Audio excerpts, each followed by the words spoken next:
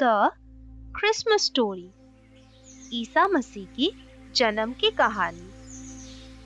ये बहुत बहुत पहले की बात है।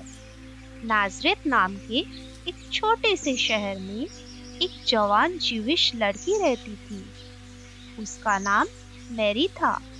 मैरी बहुत ही दयालु लड़की थी। जल्द ही उसकी शादी जोसेफ नाम के एक आदमी से होने वाली थी। जोसेफ एक बहुत ही अच्छा इंसान था। एक दिन मैरी के साथ एक बहुत ही अद्भुत घटना घटी। मैरी के पास एक देवदूत आया। उसका नाम गैब्रियल था। मैरी उसे देख हैरान हो गई और पूछा, कौन है आप?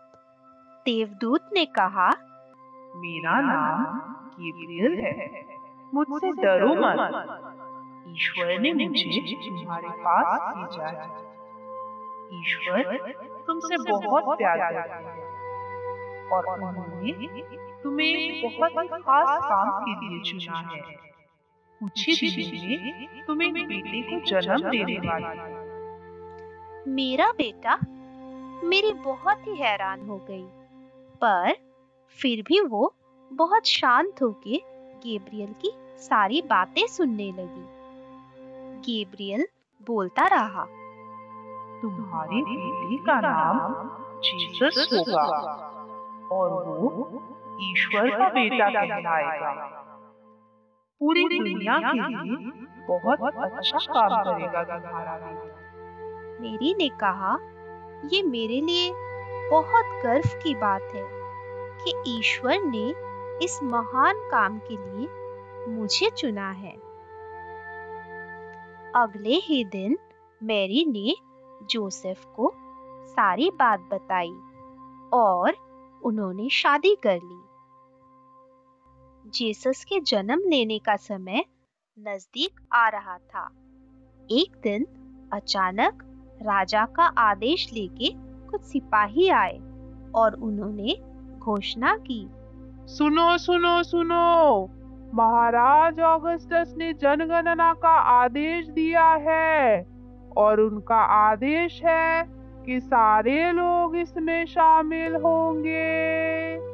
तो अब तुम सब अपने अपने घर वापस जाओ और वहीं से जनगणना में अपना अपना नाम लिखाओ।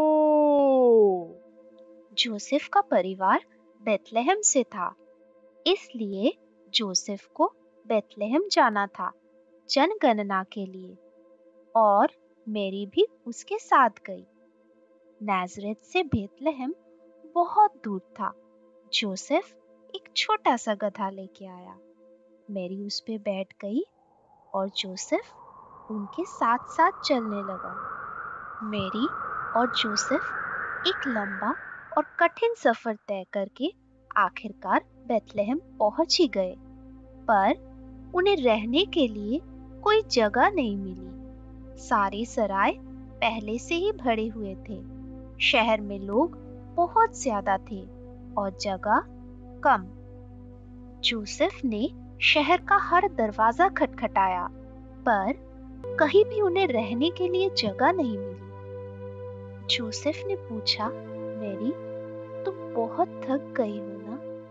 मैरी ने कहा, हाँ जोसेफ, पर तुम चिंता मत करो, मुझे ईश्वर पे पूरा भरोसा है।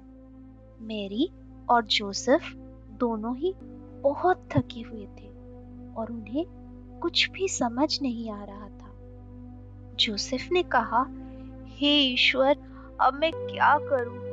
कहाँ जाऊं? आखिरकार उनको एक बहुत ही खास जगह मिली। ये कोई राजमहल नहीं था, ना ही कोई किला था। एक छोटा सा अस्तबल था। जोसेफ ने कुछ नरम ताजे घास बिछा दिए और मैरी उस पे आराम से सो गई। उस रात जीसस का जन्म हुआ। जोसेफ और मैरी के पास कोई पालना नहीं था, इसलिए उन्होंने चरनी में ताजे घास डाले और उसमें बच्चे को सुला दिया। वो एक बहुत ही सुंदर रात थी। एक बड़ा चमकीला तारा उसी दिन आसमान में पहली बार दिखाई दिया, ठीक जीसस के जन्म के बाद। कुछ ही दूरी पर कुछ चरवाहे अपने भेड़ों पे नजर रख रहे थे। अचानक उनके सामने एक देवदूत प्रकट हुए। चरवाहे देवदूत को देख हैरान हो गए। देवदूत ने कहा, डरो मत, मैं एक खुशखबरी लेके आई। आज रात बेथलेहम में एक मसीहा ने जन्म लिया है। उसका नाम जीसस है। मसीहा? कहाँ है वो? क्या हम उन्हें देख सकते हैं?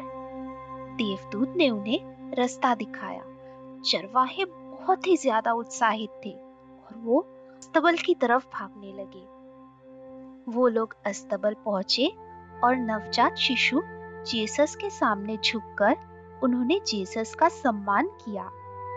फिर वो लोग जगह जगह घूम के इस महान और चमत्कारी घटना के बारे में सबको बताने लगे और जिसने भी सुना वो हैरान हो गए।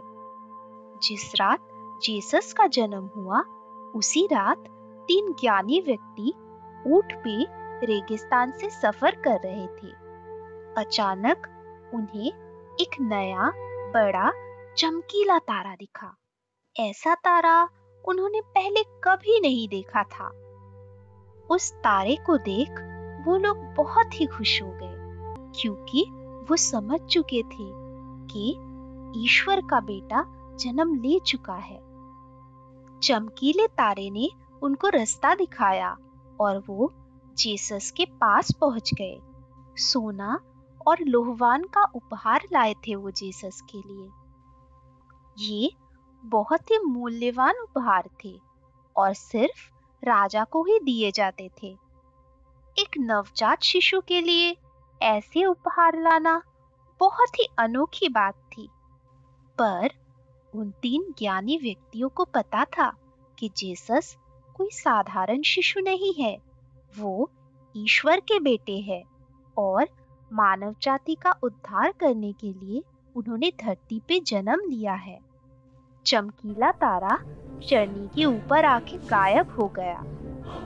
उन 3 ज्ञानी व्यक्तियों ने शिशु जीसस की प्रशंसा की और उनके आगे झुककर उनका सम्मान किया। पर वो लोग ये देख के बहुत ही हैरान हो गए कि राजाओं के राजा और ईश्वर का पुत्र एक छोटे से अस्तबल में आराम से सो रहा। ये कहानी हमें ये सिखाती है कि एक महान काम की शुरुआत छोटे और विनम्र तरीके से भी हो सकती है। आप सबको क्रिसमस की बहुत बहुत शुभकामनाएं। मेरी क्रिसमस।